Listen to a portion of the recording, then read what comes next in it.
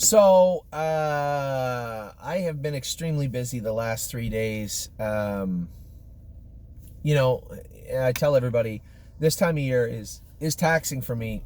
The most difficult thing, obviously, is racing horses and then coming home the next day, being the businessman in the morning and calling people and lining stuff up, then coming to the barn, training the babies, and going to the track and racing the horses. Rinse, repeat, and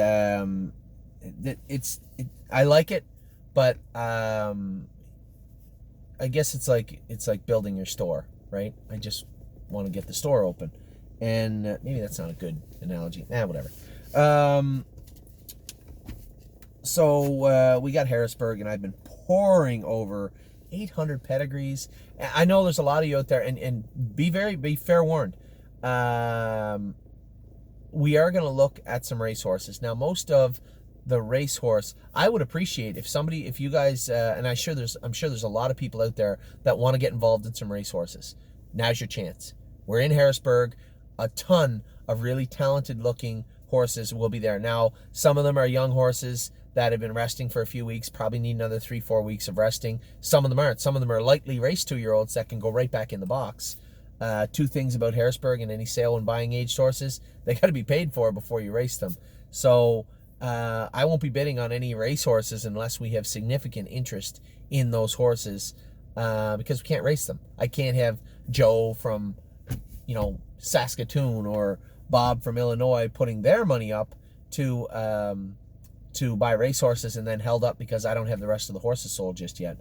So unless we have significant interest in racehorses, which I assume we will, I'm gonna have to be very careful. Now, I'm interested in buying maybe another high-end trotter. Although I think we have a couple. I think Yes can do anywhere, but I think he's going to stay in the States, in America. The reason he's going to stay in America is because he gets around a half good, and he can go to Yonkers. When it comes to having a horse for here, I thought we bought one in Elysium Lindy, but he hasn't really panned out yet. Seemed better last week, but he's got quite a ways to go before he gets anywhere near the open. So we are looking for what I would consider a high-end trotter, maybe a high-end pacer if we have enough interest, but that will depend on you. So first things first, let's get to Harrisburg. Now, in the past, I've sent out an email. Sent out emails to large groups of people and said, listen, I want to buy, we're looking at, and the reason I do this is because we've had people email me and say, hey, Anthony, I know, you've done pretty good with horses 18 to 30 or 40,000. Seems to be a good meaty part of the curve. And before we go any further, if you took a look at the sale prices at the Breeders' Crown, in the program was the sale prices for each horse, and a number of them were 50,000 and less. So our model only rang true in the starters of the Breeders' Crown this year. Now, some of the horses that won the races, again, were not super expensive horses. Some of them were, but some were not. Obviously, every year we get the same question, and I'm very humbled by it. Anthony, you do good with that price range. Have you ever thought of putting together a group of people to buy something a little more expensive? We have. We did in Lexington, but I struck out. I'm not going to draw the line in the sand any softer because people are putting up a lot of money than a little bit of money. We were the underbidder on Rosie's War Bonds at 95,000. She went for 100, or he went for 100. Again, it doesn't matter whether I'm bidding at 10 or 20, 5 or 100. The question I have to ask myself is this horse worth less than you're about to pay for it? I had Rosie's War Bonds pegged around 100, 110. Did I want to give 110 for a $110,000 horse? No.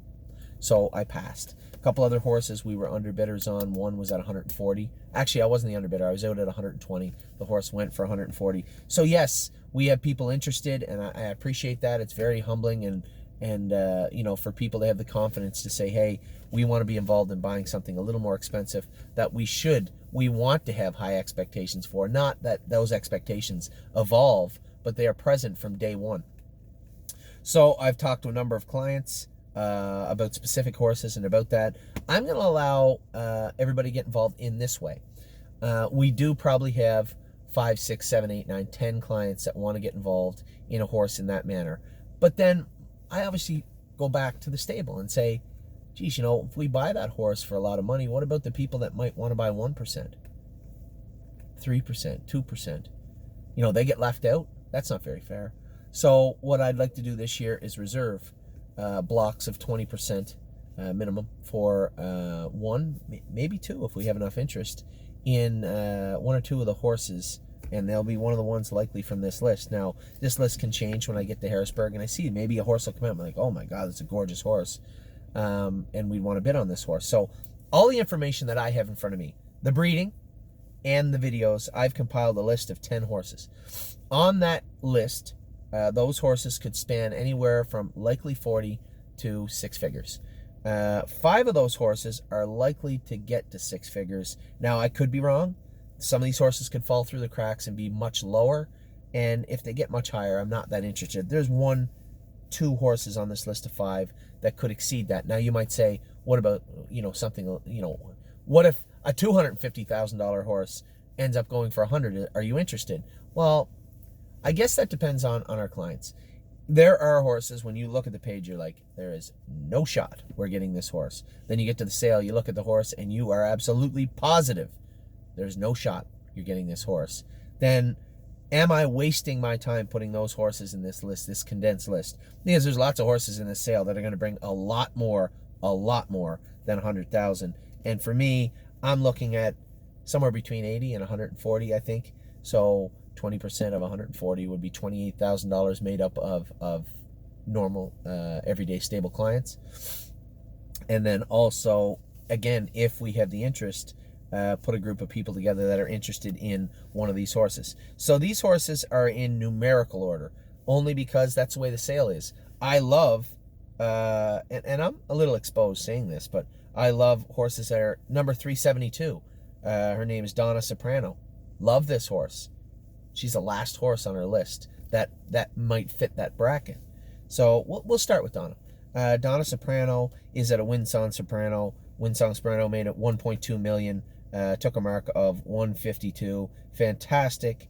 Just a very, very good horse. Had 3 foals. Now, 2 of them. Two of them were by Cadabra. One was Tony Soprano. Took a mark of 55-1 as a 2-year-old. I believe he was the O'Brien Horse of the Year, if I'm not mistaken. I could be wrong. He was a Cadabra with 19 wins, $442,000 made. Pretty nice horse. Next one, you look and you say, Jula, she's magic. Geez, on the card here, you know, she got a mark of 57-4, made 18,000. Or she now has 200 made because she was the winner of the super final, I believe, in 55-3, 56, something like that.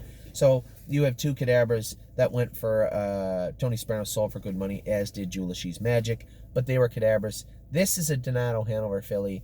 That Donato Hanover might drag the price down. If I'm the owner of Jula She's Magic and I love the filly, I'm going to be interested in her sister by Donato Hanover, and especially the way the video looks. If she looks like that in real person, in person, I'm certainly going to be interested in her. So a horse like Donna Soprano is a horse that's going to get up a little bit higher. You might say, Donato Hanover's got a race against Father Patrick, Cantab Hall, Bar Hopping, Southwind Frank, so on and so on. Yeah, but he has. You know, the winner, I believe one of the winners in the Trotting Division was a Donato Hanover this year. If I'm not mistaken. I know Dip Me Hanover's Donato Hanover. So, he still makes very good horses. There's no debating that. Donato Hanover's still a solid sire. For us, which is the good news, is, yeah, people go through those first 4 names in their head when they get to the sale. The big stables, the big names.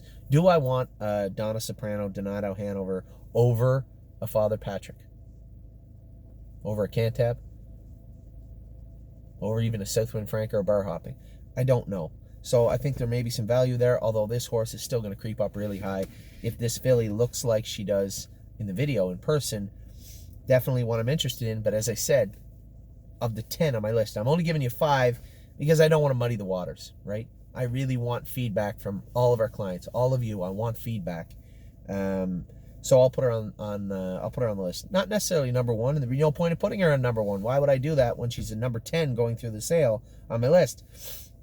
So we'll start numerical order after Donna, I suppose. Number 79, Swan If by Land. Fantastic video, looked great, very athletic looking horse. Has had 2 foals, both credit winners. Both not that good. Now, before you get too upset, 0 for 2, not for me. Somebody said that to me. Okay, good. Swandre the Giant was 0 for 2, and he was for me, and he made $700,000 before he was sold. Well, he sold for $1 million, but he's made $700,000. No joke there.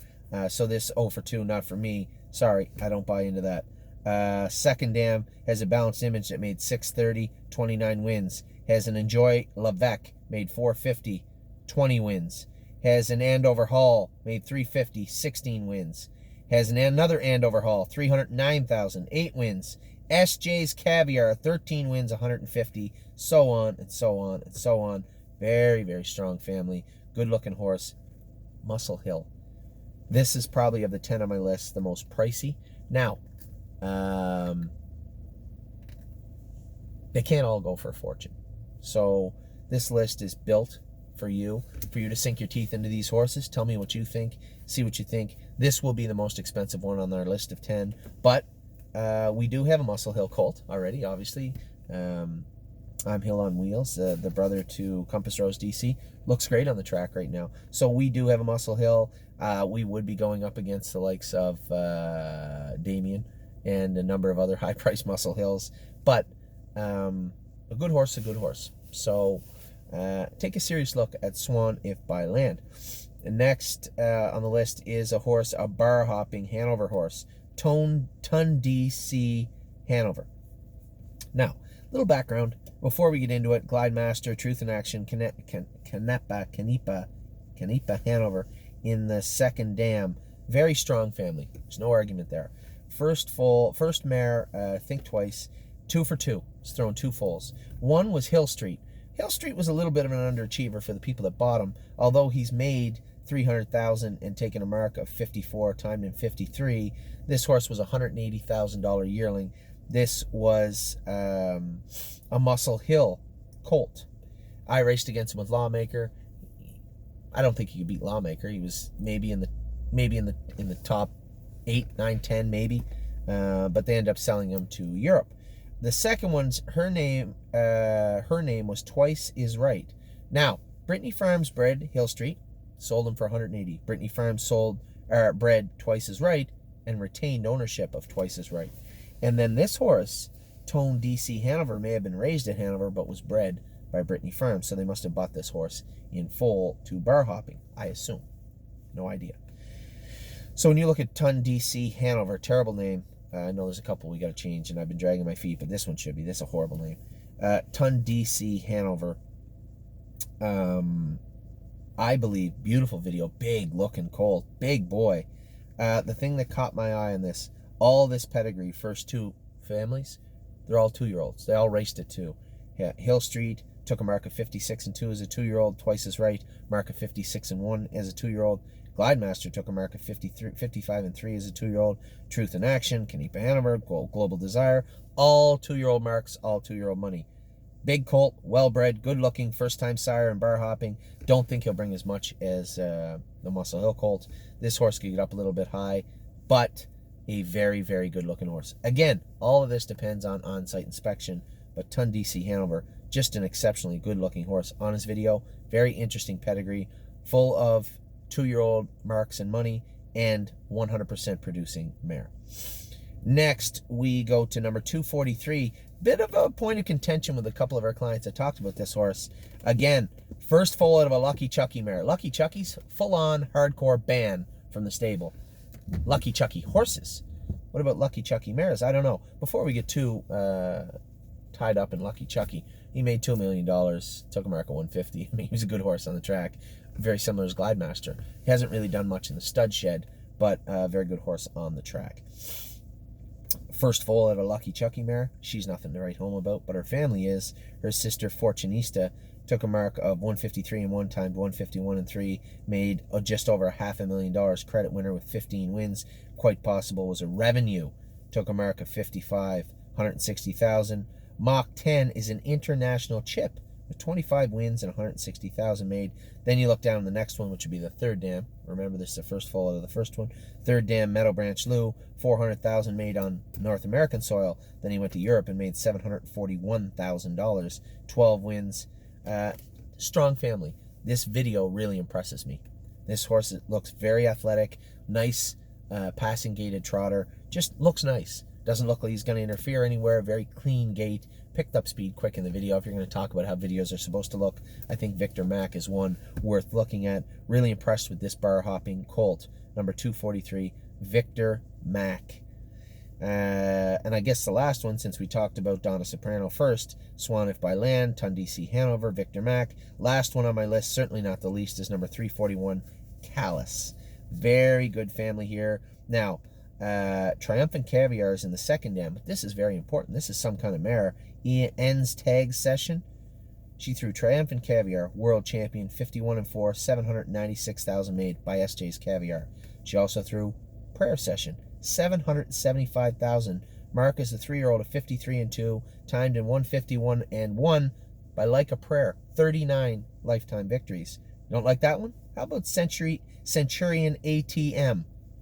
2-year-old Mark, 153-2, timed in 151, 728,000. He's a full brother to Triumphant Caviar. Again, SJ's Caviar. There are 2 world champions in the second dam. Theatrical Session, 55-3 on a 5/8, timed in 53 by Broadway Hall. I mean, another SJ's Caviar in here with a quarter of him, 287 made, 34 lifetime wins. Set. Oh, he raced in Moscow. Track record in Moscow. That's impressive. I didn't even know they had track in Moscow. You go back up to the first dam, Tactical Caviar herself. She was a full sister to Triumphant Caviar. Took a mark of 153-3, 88,000 made. Her foal, now she has had 2 previous foals. One winner, which was a Donato Hanover, took a 2-year-old, very important, 2-year-old Mark, 156-4, $97,000 made. So, number 341, Callus. Again, just a great video. Great video, great pedigree. That's what these horses have in common. I believe any one of these 5 we'd be lucky to have. I believe all of these 5 are potentially attainable. If we really lucked out, I suppose maybe 2 of them. Who knows? This is a sale. You never really know what they're going to bring. But those are 5 horses. And there's 5 more on my list, but I'm not going to muddy the water. There's a couple of them in here I really, really like that we can talk about. But at the end of the day, my list was going to be made up of 5 horses. Why? Because this video is going to everyone. And it didn't before. I just sent an email out to people and said, listen, this horse might bring a lot of money. Are you interested? This is why I like the horse. I'm giving it to everybody now. Everybody's going to get that list. And why? Simple. I'll tell you exactly why. I don't want to get too stretched, right? And this year, I don't know, nobody seems to, some people have seen it and other people haven't. And I've been contacted by people and they said, geez, you know, Anthony, you seem to have a lot of shares on the market. You guys may have noticed I haven't been prodding you and pushing you to buy shares in horses. And that isn't because I don't care, isn't because I am an idiot. The reason for this is this winter we're going to put a pushback on into the general public. The mandate, the core mandate of the stable.ca always was to bring new people into the industry. I can't bring them into the industry if they don't have anything to buy. So if we buy $1 million worth of yearlings and we sell all the yearlings to our clients, all 728 or 30 active clients, how the hell am I going to attract new people to the sport? How are we going to bring new people into the industry? How are we going to get people from New York, Illinois, Indiana, Michigan, Quebec that have never owned horses before? How are we going to, 1, attract them, and 2, what are we going to do when we do get them here? Get them to sign a promissory note for 2021? We wouldn't have any shares. So rather than reach out to those people, rather than reach out to you and say, hey, do you like this horse, this horse, trying to put together a group to buy this horse, clean up the shares like I have in the past.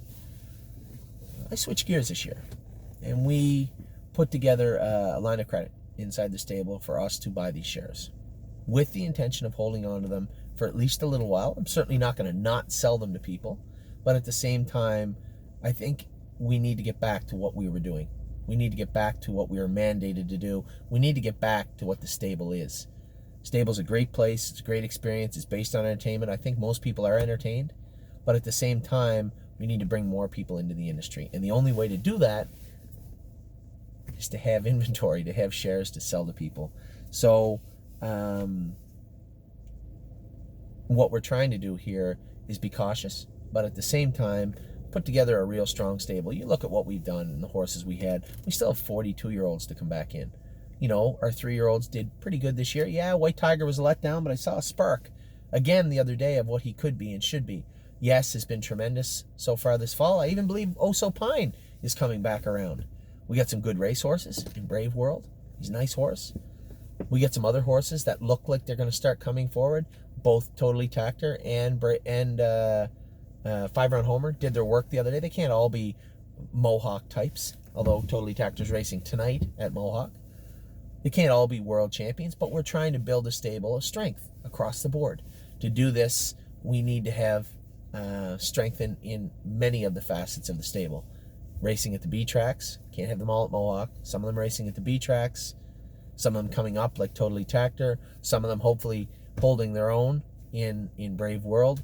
Cruising in Style, another horse doing well. Stonebridge Simba, these are horses that look like they're going to be good horses for us moving forward. So everything is coming together, but I can't get away from our core. Our core has always been try to attract new people to the industry. Much like a restaurant or a convenience store, we can't run out of product. What kind of store would you be if you went to your corner store by your house and they had no milk or bread left? We sold out at 3 o'clock. It's great. Where the hell am I going to get my milk and bread? So, and same as any restaurant, you know, a steakhouse would love to theoretically sell their last steak at closing time. It just doesn't always happen that way. But at the same time, if we as an industry are going to attract people, we have to have something to attract them with. I think when you look at our roster top to down, we have the exact amount of shares that we need to do what we need to do. We have the exact horses we have to do what we need to do. Now we need to get to it. So to do that, we need to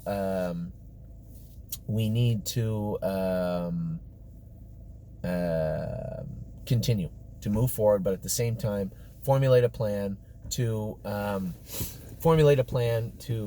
work together this winter. Both myself, Kelly, Wendy, Eric, Scott, everybody in the stable, the war room of the stable to get us back to what we were supposed to be doing. It's not that we got away from it. Everything's always moving at the stable, right? We could always be doing something else. You know, we're trying to work on the report that I promised for 3 years. We're trying to put together and always trying to change and make the stable.ca and the stableca.com a better place for our clients, a more interactive, engaging place, which is a difficult thing also. But we need to continue to bring new people in. So that is why the shares are the way they are. It wasn't by mistake. It isn't like we're having a bad year. Furthermore, if you look down the list of our horses and look beyond our yearlings, 2 and above, we have less than 200 shares available for sale publicly of any horses, all cumulatively put together at the stable, which I think is another feather in our cap. So the model's been working well. Everything seems to be coming together. Now it's time to get down to business. Harrisburg is that last block, that last brick in the wall. We need to put that together. I don't want to overspend and put myself in a bad spot. So I would suggest we are going to buy 6 horses at Harrisburg. Not anymore. You know, if we could buy 1 or 2 off that list, that's great. There's a couple of horses in here I'm really interested in. When I look back quickly, I did a quick count last night, head count. Of all the horses that are here or likely going to be here, we have 59 yearlings right now. You might say to yourself, that doesn't sound right, because you don't know all the horses that are still coming. There's no point telling you who's coming until they're here. So when I look at our list, I see 59 horses that are here or are going to be here. Now, when I break it down, technically, what are we looking for? We only have 2 Pennsylvania trotting fillies and 2 Pennsylvania trotting colts. We could expand that. Ohio, we have 4 trotting colts. I like a colt and a filly in this sale. We have 6 fillies. I really like the trotting filly, but we already have 6 trotting fillies, so not on the top of our list of things to get. New York, we got some horses for New York I'm really excited about. Not 1 trotting filly or trotting colt. 0. So that's where the Chapter 7 push came in. Now you have EL Titan. There's a couple of EL Titans on our list that I like also. So in regards to that, not 1 New York trotting bred colt or filly yet. And then Ontario, we only have we only have 3 trotting colts in Ontario. There are a couple of cadabras that I find pretty interesting. Make no mistake, I might have given you 5 horses. There's 75 horses on my list to look at least when I get to Harrisburg. Not to mention, I've tried to catalog the lists of other clients saying, hey, do you like this one? Do you like that one? So keep in mind, we have more than enough Ontario pacing colts, 10. We have more than enough Ontario pacing fillies. We have plenty, 5 Ontario trotting fillies. We have 3 Ontario trotting colts, so that's a possibility to look for there. Low on Pennsylvania trotting colts and fillies, and 0 New York trotting colts or trotting fillies. So that comes into play also. Now, also, we'll be sending out the email today.